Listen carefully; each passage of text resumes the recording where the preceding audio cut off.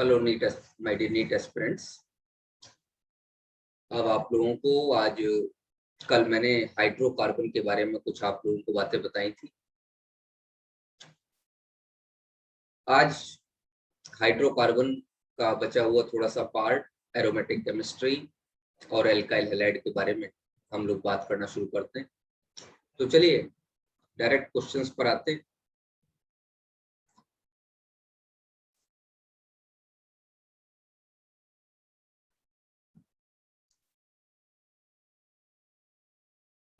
देखो बेटा, हाइड्रोकार्बन और एल्काइल हैलाइड ये दोनों कोई अलग अलग टॉपिक नहीं, ये दोनों मिक्सचर है एक दूसरे की रिएक्शंस इसमें पाई जाती। जैसे ध्यान से देखिए, कल हम लोग एडिशन रिएक्शन की बात कर रहे थे।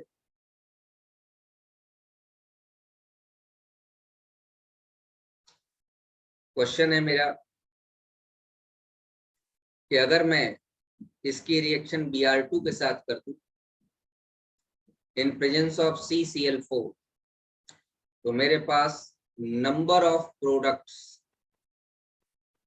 कितने बनेंगे। पहला ऑप्शन है 1, 1 2 3 4।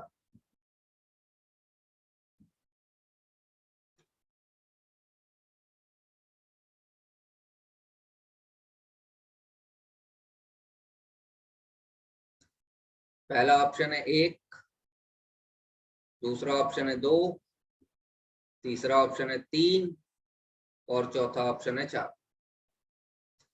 चलिए मैं आप लोगों के लिए वो निकाल लेता हूं। मेरा क्वेश्चन ये है कि नंबर ऑफ प्रोडक्ट्स कितने बनेंगे। अब ये क्वेश्चन दोनों का ही है, एल्कीन का भी है और एल्काइल हैलाइड का भी। चलिए बात करते हैं। ये हमारी ट्रांस एल्कीन है, सॉरी ये हमारी सिस एल्कीन है और ब्रोमीन के साथ रिएक्शन हो रही है। ब्रोमीन के साथ CCl4 में जो रिएक्शन होती है वो एक एंटी एडिशन होती है। ठीक है, एंटी एडिशन में क्या ट्रिक मैंने बताई थी, मैंने कहा था एक साइड तो Br, क्योंकि साइक्लिक ब्रोमोनियम आयन बनेगा, कार्बोकैटायन तो बनेगा नहीं, साइक्लिक ब्रोमोनियम आयन बनेगा। तो एक Br तो वहां वहां जोड़ देंगे, यहाँ आपको जगह दिखाई दे रही है, और दूसरे कार्बन को क्या काम कर देंगे, रोटेट कर देंगे। रोटेट कर देंगे तो Br को यहाँ जोड़ना पड़ेगा। एक प्रोडक्ट तो ये बन जाएगा, दूसरा एक इसका एनेंशियोमर बन जाएगा। आपका आंसर हो जाएगा ऑप्शन नंबर 2। हो सकता है नीचे वाले से Br वहां से जुड़ जाए जहां जगह है और ऊपर वाले को घुमाना पड़े, या ऊपर वाले से जुड़ जाओ नीचे वाले को घुमाना पड़े। तो आपका आंसर हो जाएगा 2 और ये दोनों क्या मिलेंगे आपको, एनेंशियोमर्स। इसी में एक दूसरा क्वेश्चन जो एग्जाम में आ चुका है कि अगर इथाइलिन है और उसकी ब्रोमीन के साथ रिएक्शन कराई गई है और NaCl सॉल्यूशन में कराई गई, तो अब मुझे बताइए कि आपके नंबर ऑफ प्रोडक्ट्स कितने हो। तो ध्यान दीजिएगा, अगर ब्रोमीन के साथ कराई गई है तो पहला प्रोडक्ट तो यही हो जाएगा कि CH2Br, सिंगल बॉन्ड CH2Br। अब यहाँ पर आगे पीछे वाली कोई दिक्कत नहीं होगी क्योंकि ये कार्बन किरल कार्बन तो है नहीं। अगर कार्बन किरल कार्बन होंगे तभी तो आप एनेंशियोमर और इन सब की बात करेंगे, ये कार्बन किरल कार्बन तो है नहीं, तो कोई बात नहीं करते। चलो उसके बाद वाटर है, एक्वस Na, भाई NaCl का सॉल्यूशन है तो वाटर है, तो ऐसा हो सकता है एक Br लगा रह जाए और दूसरे वाले पर OH अटैक कर जाए। अच्छा, तीसरा और कोई हो सकता है, बिल्कुल एक Br लगा रह जाए और दूसरे वाले पर Cl अटैक कर जाए। सरिष्ठा और प्रवीण सैनी दोनों ने आंसर बिल्कुल सही दिया है कि इसका आंसर 3 होगा। अभिव्यक्ति ने भी आंसर सही दिया है, अंकित ने भी आंसर सही दिया। अंकित, अभिव्यक्ति, सरिष्ठा और प्रवीण सैनी, सभी लोगों ने आंसर सही। There will be 3 products. तो ये सब एल्काइल हैलाइड के साथ कई क्वेश्चंस हैं, ध्यान रखिएगा। चलिए नेक्स्ट। अच्छा, एल्कीन में एक क्वेश्चन और है भाई, बहुत प्यारा, वो भी ध्यान से देखिए, वो भी स्टीरियो केमिस्ट्री से ही रिलेटेड है। चलो यहाँ पर भी मैं सिस एल्कीन ले लेता हूं और इसकी मैं हाइड्रोक्सिलेशन कराता हूं 1% एल्कलाइन KMnO4। वैसे अधिकतर ये लिखा नहीं आएगा, बायर रिएजेंट लिखा आएगा, बायर्स रिएजेंट लिखा आएगा आप। तो इस केस में आपके पास नंबर ऑफ प्रोडक्ट्स कितने बनेंगे? 1, 2, 3 या 4? कितने प्रोडक्ट बनेंगे आपके पास, जल्दी बताइए। अब अगर आप इसको देखें तो ये किस तरीके का एडिशन, ये भैया सिन एडिशन, और वास्तविकता में ये है क्या? It is a partial oxidation reaction, hydroxylation partial oxidation reaction है। इसका मतलब क्या है? और सिन एडिशन है, मतलब दोनों एक साइड से अटैक होंगे। तो क्या बनता है बताइए? OH OH लग जाता है दोनों कार्बन पर, अगर आपको रिएक्शन याद है तो दोनों कार्बन पर OH OH लग जाता है। और ये मीजो फॉर्म है, इसका कोई दूसरा फॉर्म बनने की कोई पॉसिबिलिटी नहीं। तो दूसरा कोई बनने की पॉसिबिलिटी नहीं, तो आपका आंसर हो जाएगा एक। कुल मिला के टोटल एक ही प्रोडक्ट मिलेगा, दूसरा कोई भी प्रोडक्ट नहीं मिलेगा। वेरी गुड प्रवीण सैनी, बढ़िया। श्रेष्ठा का भी आंसर सही है। चलिए नेक्स्ट। और भैया जो है क्या, भाई देखो एक बहुत प्यारा सवाल है, मैं दिए दे रहा हूं आपको, और आप डायरेक्ट उसका आंसर बताओ कि बनेगा क्या। ये है,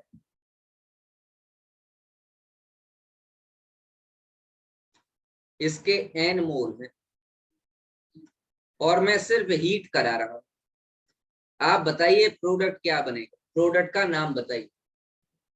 ये 1 सेकंड का क्वेश्चन है, सेकंड में हो जाना चाहिए, 1 सेकंड से ज्यादा नहीं लगनी चाहिए इस क्वेश्चन। अगर आपने एल्कीन में ध्यान देके एल्कीन पढ़ी है, जल्दी बोलिए, इसका नाम बताओ। वेरी गुड अंकित, अभिव्यक्ति सही। इसका नाम है विनाइल क्लोराइड।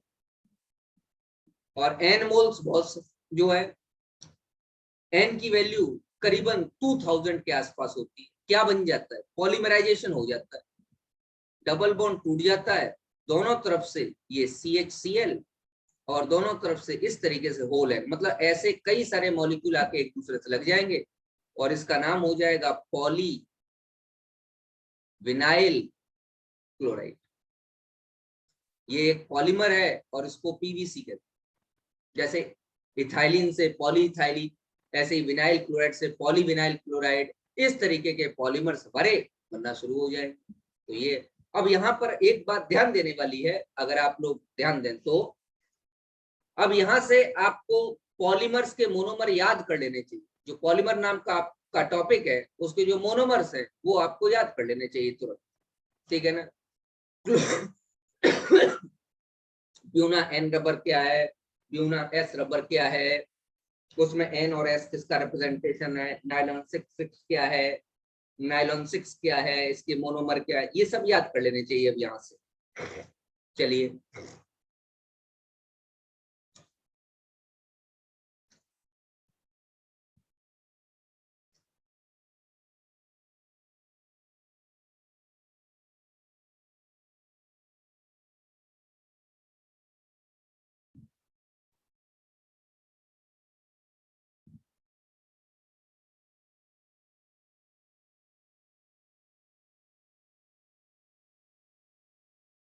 ओजोन और जिंक वाटर। क्वेश्चन नंबर पहला है नंबर ऑफ प्रोडक्ट्स बताइए, और क्वेश्चन नंबर दूसरा है व्हाई जिंक इज यूज्ड। इसमें मैंने 2 क्वेश्चन एक साथ बना दिए और ये दोनों ही आए हुए सवाल। पूछा गया है कि जिंक क्यों यूज करेंगे, और ये भी पूछा गया है अगर जिंक ना यूज करें तो क्या हो जाएगा। समझ बात आ रही है नहीं आ रही? तो दोनों बातें आपको बतानी।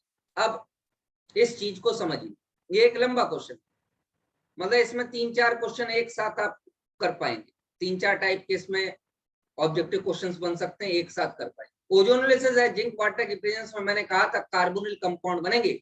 तरीका भी बताया था कि जहां जहां डबल बॉन्ड हो वहां वहां तोड़ के एक एक ऑक्सीजन लगा, जो बचे वो लिख दो।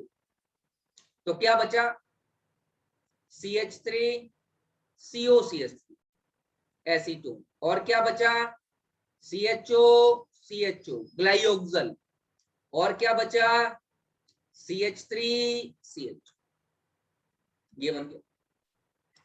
अब क्वेश्चन है कि जिंक क्यों यूज किया गया? भाई हाइड्रोलिसिस करानी थी, ओजोनाइड बना था, तो पानी से ही हो जाती। अरे पानी से हो जाती तो साथ में एक कंपोनेंट बनता H2O2, तो to absorb formed H2O2, H2O2 को एब्जॉर्ब करने के लिए, वेरी गुड अभिव्यक्ति।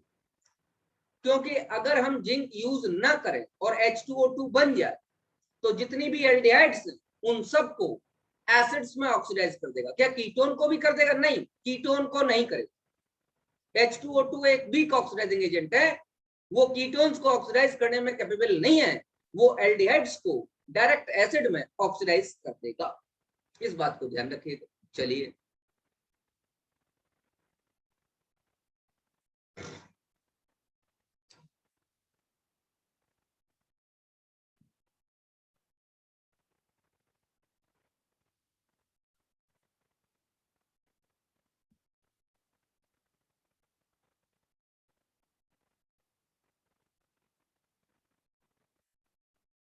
बना सकते हो।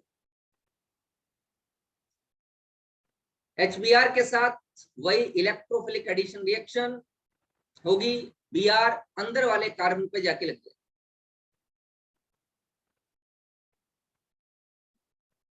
और H बाहर वाले कार्बन पे जाके लग जाए।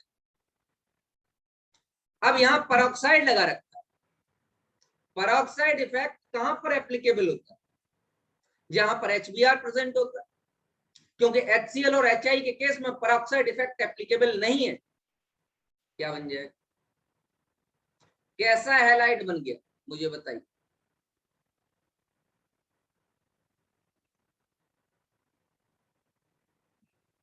विस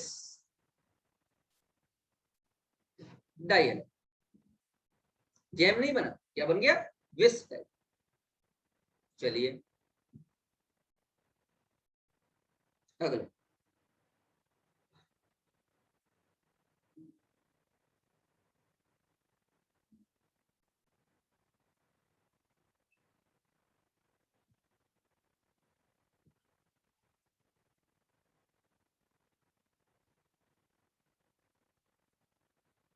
बताइए।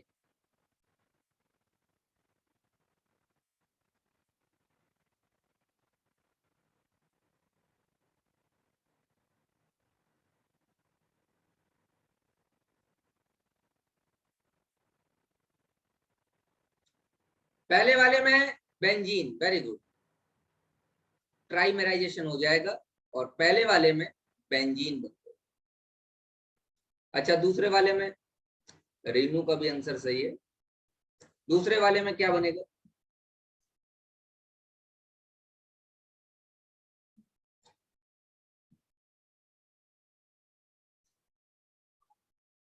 बताइए।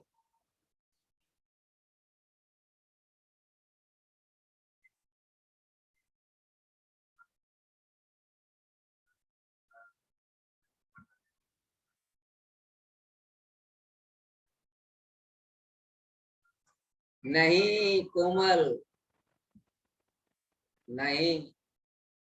टॉलविन कब बनेगा? नहीं रेनू, बताता हूं। 4 मोल ले लेंगे तो ये बन जाएगा, और इसका नाम है साइक्लो ऑक्टा टेट्राईन। क्या ये कंपाउंड एंटी एरोमेटिक है? नहीं, ये कंपाउंड नॉन एरोमेटिक है। क्यों? क्योंकि ये नॉन प्लेनर है।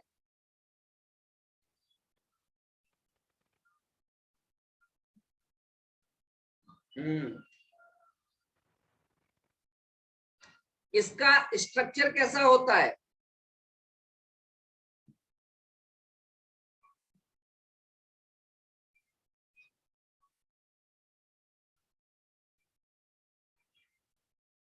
Tub shape, very good.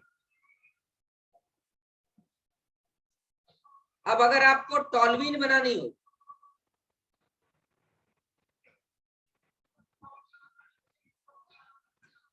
तो ये है प्रोपाइन,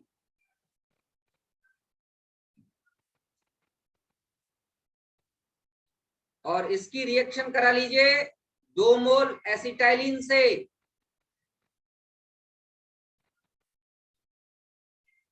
रेड हॉट ट्यूब, और ये बन जाएगा बेटे टॉल्वीन।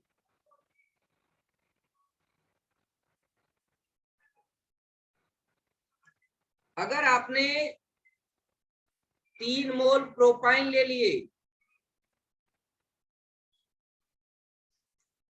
और इसकी रिएक्शन रेड हॉट ट्यूब के साथ कराई,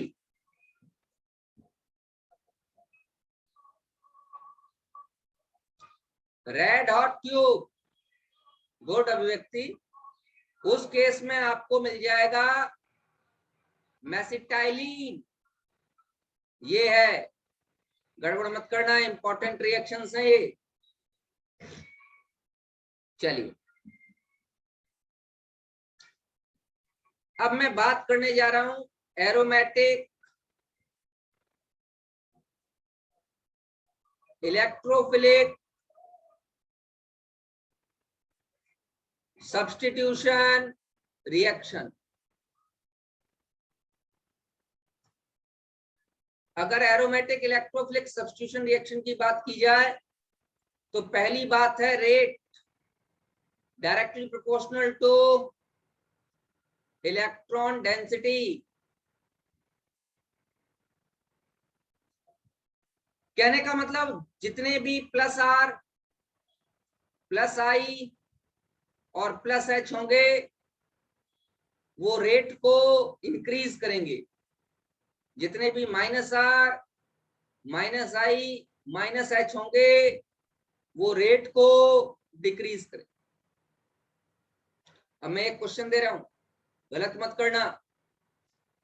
मुझे चाहिए order of rate of aromatic electrophilic substitution reaction.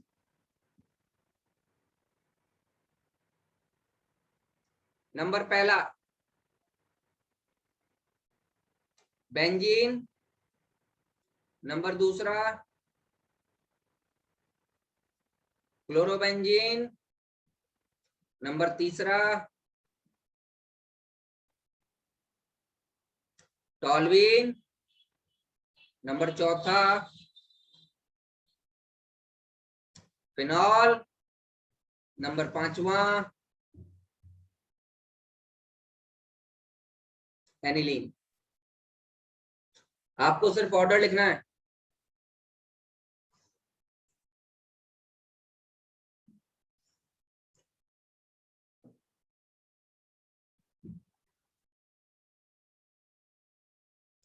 Four ज्यादा, फिर 5, फिर 3, फिर 2, 1, फिर 2।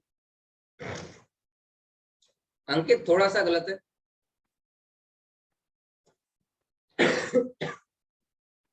प्रवीण गलत है।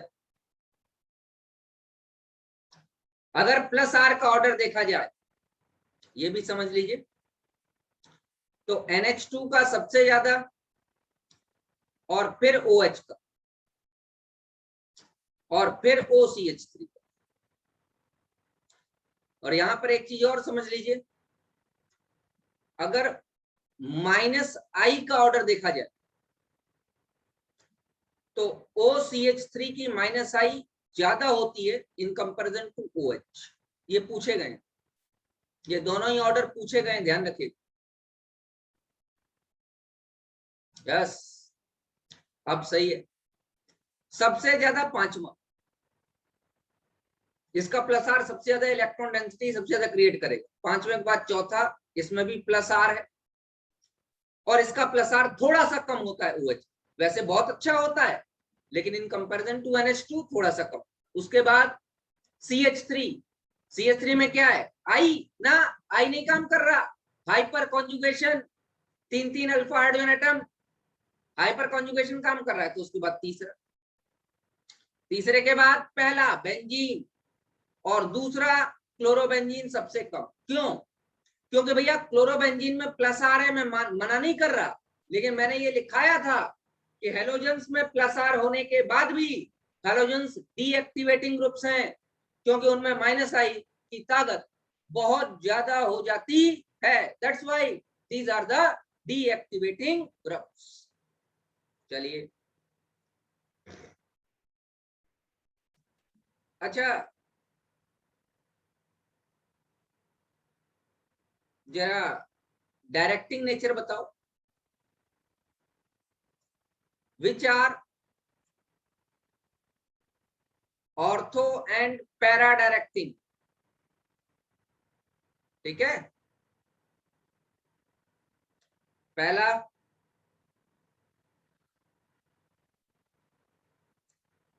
OCOCH3, दूसरा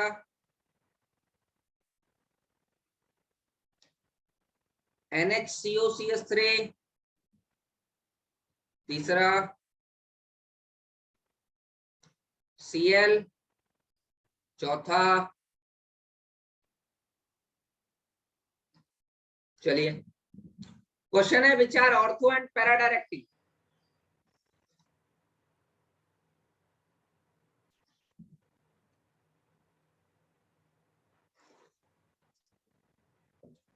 ये मैक्सिमम टाइम है 10-12 सेकंड का। हाँ यस, सारे के सारे ऑर्थो और पैरा डायरेक्टिंग है। क्यों? अगर डायरेक्टली अटैच्ड एटम पर लोन पेयर है जो कॉन्जुगेशन में टेक पार्ट कर सकता है, तो वो ऑर्थो और पैरा डायरेक्टिंग होंगी, ये ध्यान रखिए। तो the answer is option number,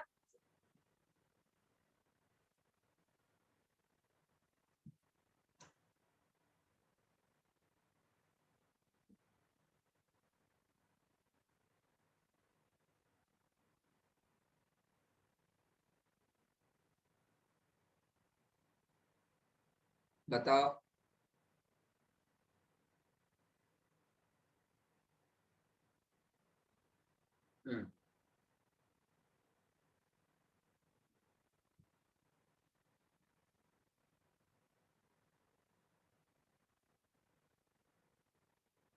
बताओ।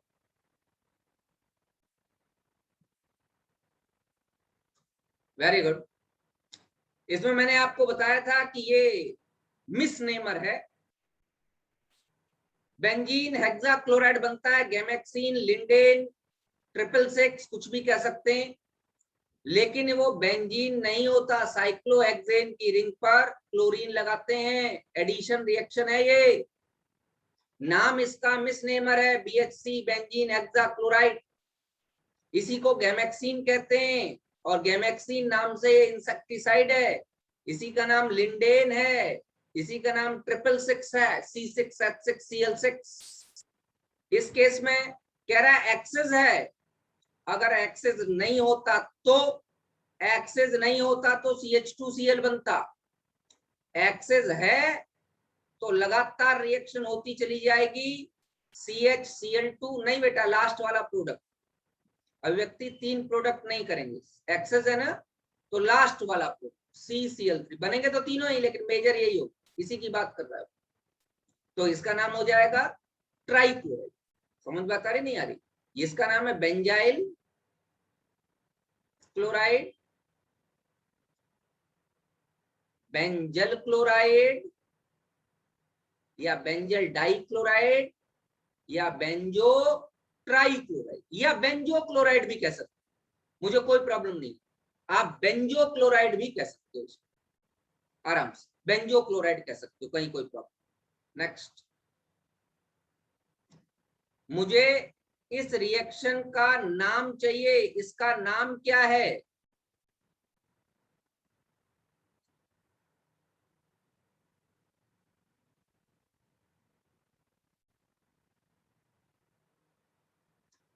नाम बताओ, इस रिएक्शन का नाम क्या है? Name of the reaction. और इस रिएक्शन का भी नाम बताओ।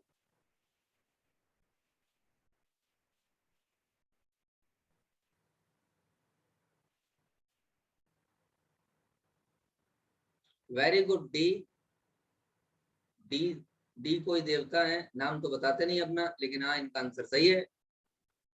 इसका नेम चाहिए मुझे। वेरी गुड अंकित। पहले वाले का नाम है सेंड मायर्स और दूसरे वाले का नाम है Gattermann. Gattermann reaction. Good. Next.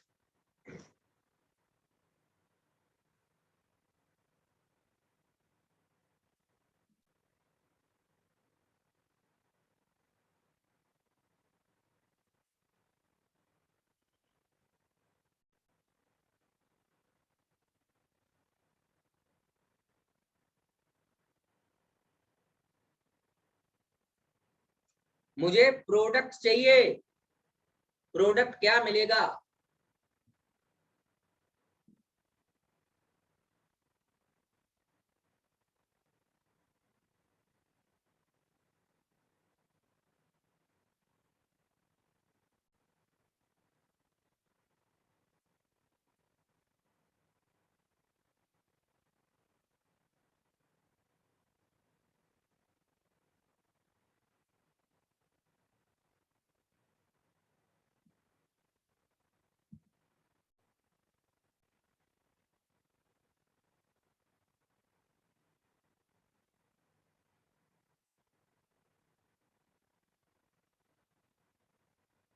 इन तीनों का मुझे प्रोडक्ट चाहिए।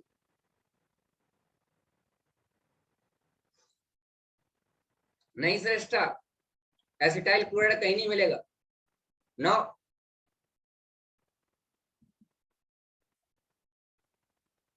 एसिटाइल तो ग्रुप ही अवेलेबल नहीं है। एसिटाइल होता है CH3CO।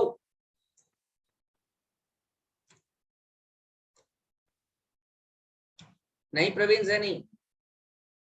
अंकित आप किस की बात कर रहे हैं? सेकंड की? तो सेकंड लिखो, सेकंड के लिए आपका आंसर सही है। फर्स्ट में क्या बनेगा? जुगाड़ याद करो, क्या बताई थी? फ्रीडल क्राफ्ट रिएक्शन है। क्लोरीन हटता चला जाएगा, AlCl4 निगेटिव आता चला जाएगा, और जब कभी भी इस तरीके की रिएक्शन देगा तो जितने क्लोरीन होंगे वो सारे के सारे हटेंगे और सब जगह फिनाइल ग्रुप आके लग जाएगा। लगाओ।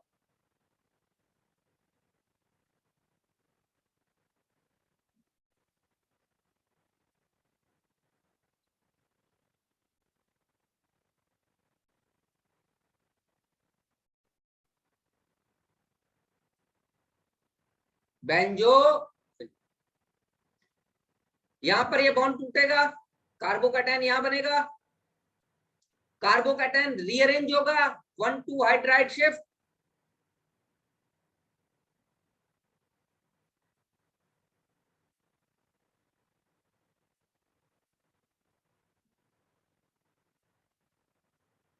और फिनॉल वाला टॉपिक याद करो, मैंने उसमें इसका नाम भी बताया था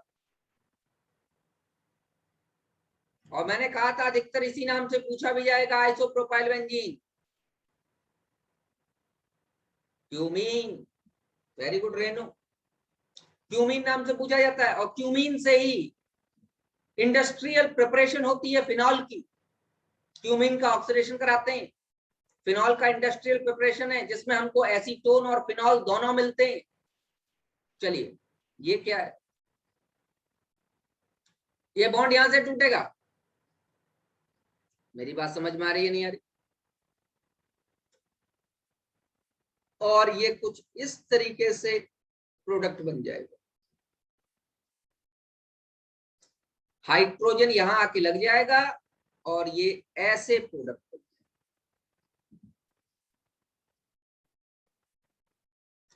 ये शायद नीट में आया भी है सवाल। कौन बात आ रही नहीं आ रही? This product will be form. बिल्कुल ठीक, इसी तरीके से रिएक्शन। अगला।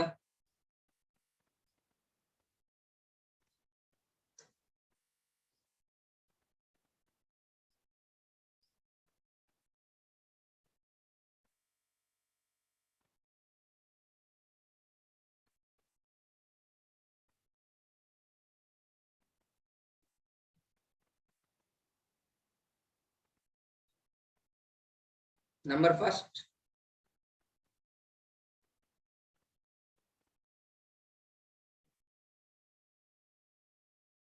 नंबर सेकंड,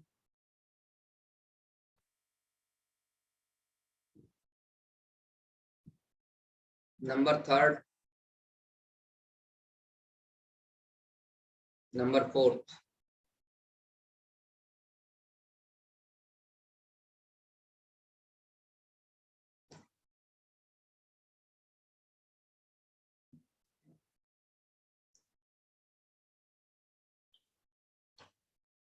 इनमें से कोई भी फ्रीडल क्राफ्ट रिएक्शन नहीं देगा। एनिलीन AlCl3 के साथ, एनिलीन एक बेस है, AlCl3 एक एसिड है, साल्ट बना लेगा। Nitrobenzene very strong -R, Friedel craft नहीं देगा। फिनॉल फ्रीडल क्राफ्ट की जगह फ्राइज रीअरेंजमेंट देता है, याद है? तो इनमें से कोई भी फ्रीडल क्राफ्ट रिएक्शन नहीं देगा। नेक्स्ट,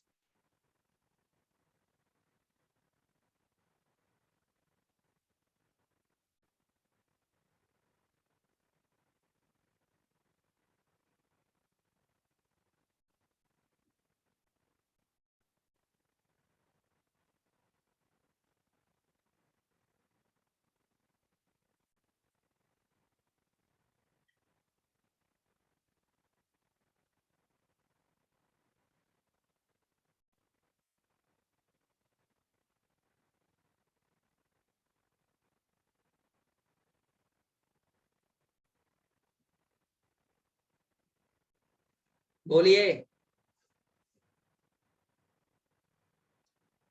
इसमें 3 प्रोडक्ट बनते हैं।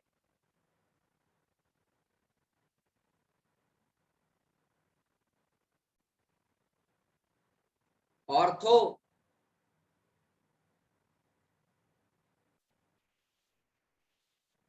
मेटा,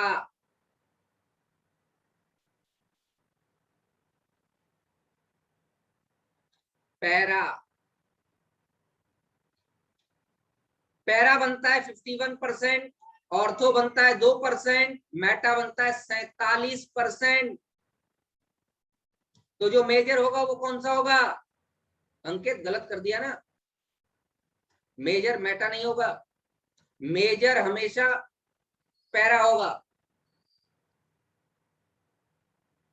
अच्छा, आपने 3 प्रोडक्ट बताए हैं, चलो ठीक है, वो सही। ध्यान रखना, मेजर हमेशा पैरा होगा। अधिकतर बच्चे मेजर मेटा लिखाते हैं, इसमें तो मेटा बन रहा है ना, ना मेटा बनेगा 47%। मेटा इसलिए बनेगा क्योंकि ये एनिलीनियम आयन में कन्वर्ट हो चुका है, NH3 पॉजिटिव में। और एनिलीनियम आयन कैसा आयन है?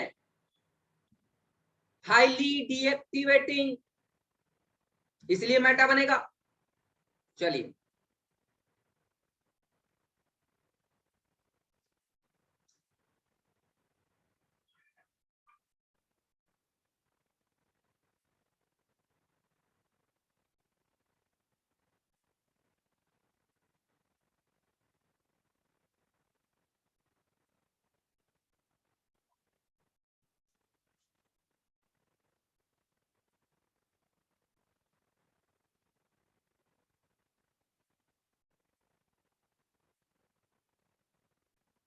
किसकी प्रेजेंस में?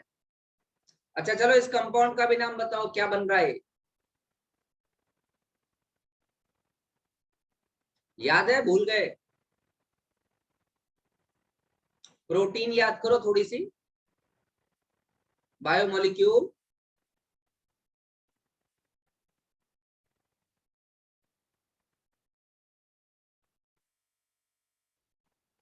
ज्विटर आयन, वेरी गुड अभिव्यक्ति, याद आ गया। कंसंट्रेटेड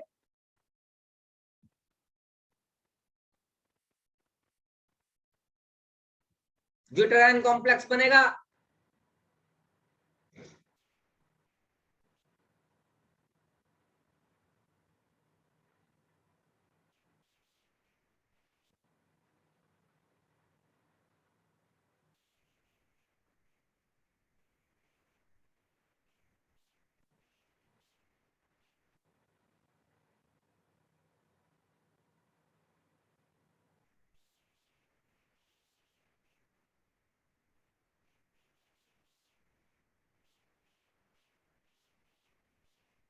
सी बताओ क्या होगा? ए तो एनिलीन होगा, ठीक है, सही है। सी होगा बेंजीन। अगर ए एनिलीन पता कर लिया है आप लोगों ने, तो ये डाइजोनियम साल्ट